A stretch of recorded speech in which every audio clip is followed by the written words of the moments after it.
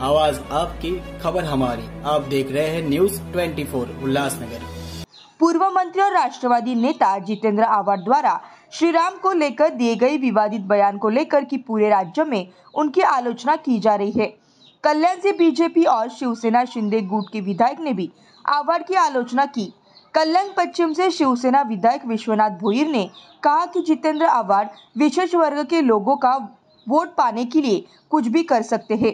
हिंदू देवी देवताओं के बारे में इस तरह का आपत्तिजनक बयान देते हैं। श्री राम मांसाहारी थे, उन्हें सबूत देकर इसे साबित करें। आव्हाड भावनाओं को भड़काने का काम न करे।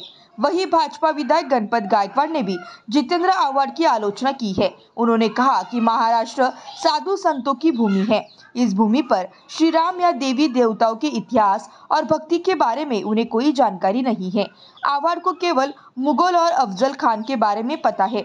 उन्हें देवी देवताओं के बारे में अध्ययन करना चाहिए, सिर्फ मुगलों और अफजल खान का अध्ययन न करें। विधायक गणपत गायकवाड़ ने उन्हें देवी देवताओं पुराण ग्रंथ पढ़ने की सलाह दी है। महाराष्ट्र ही साधू संतांची भूमी आहे आणि साधू संतांचा इतिहास, साधू संतांच्या बद्दल सर्व हिंदूंमध्ये आदर आहे। खरं तर जितेंद्र आव्हाडांनी फक्त मुघलांचा आणि अफजल खानाचा अभ्यास केला आहे, त्याच्यामुळं ते अफजल खानांना आणि मुघलांनाच देव मानतात। हिंदूंच्या देवांचा असं अपमान करणं, हिंदूंच्या देवांच्याबद्दल असं बोलणं हे चुकीचं आहे। खरं तर प्रभू रामचंद्राच्या बद्दल हे वक्तव्य हे निषेध करण्यासारखं आहे आणि म्हणून जितेंद्र आव्हाडांचा या ठिकाणी मी निषेध करतो आणि ह्याच्या पुढे सुद्धा त्यांनी थोडा देवांच्याबद्दल आदर मानला पाहिजे। देवांची काय संस्कृती आहे हिंदू धर्माची ती बघितली पाहिजे आणि त्याच्याबद्दल त्यांनी नंतर वक्तव्य केलं पाहिजे। त्यांनी थोडं देवांच्याबद्दल सुद्धा अभ्यास करावा। त्यांच्या मनामध्ये देवांच्याबद्दल भाव नसेल पण तरी हिंदू धर्माच्याबद्दल त्यांनी मान सन्मान ठेवून बोलावं।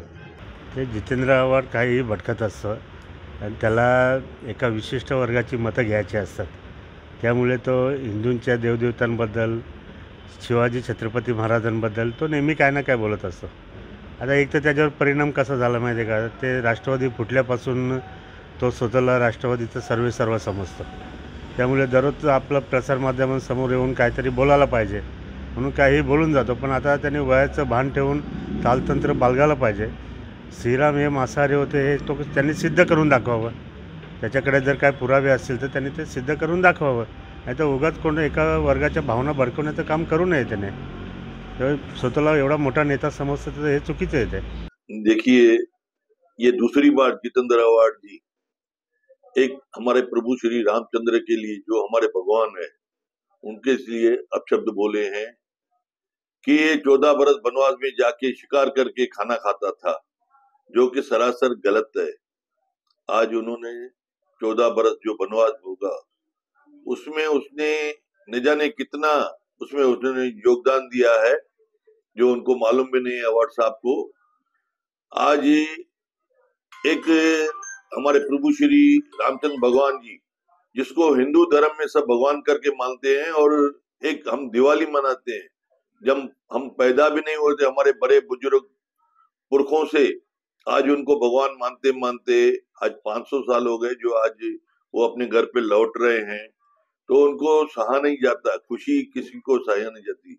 जो आज राम जन्म भूमि, जो आज मंदिर बन रहा है अयोध्या में, राम मंदिर, उसको देखते हुए जो आज पूरी पब्लिसिटी भारतीय जनता पार्टी, हमारे आदरणीय प्राइम मिनिस्टर, हमारे भारतीय जनता पार्टी को मिल रही है जो क्रेडिट, उसको देखते हुए उनको लग रहा है कि कहां ना कहां हमारी राजनीति स्लिप हो रही है। उसको देखते हुए उन्होंने ट्रेनिंग ली है कि हम कुछ अपशब्द बोलेंगे तो उसमें विवाद होगा।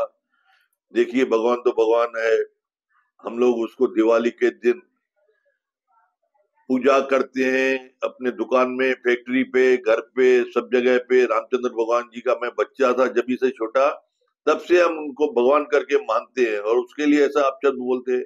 मुझे तो शर्म आ रही है। एक बार जब जितेंद्र आव्हाड ने सिंधी समाज के लिए भी अपशब्द बोले थे, उनकी जबान में से फिसल जाता है और कुछ भी बोल देता है। मैं उनका निषेध करता हूं और मैं आम जनता को बताना चाहता हूं कि ऐसे लीडर इस देश में कैसे चलेंगे। धन्यवाद। जय हिंद, जय भारत।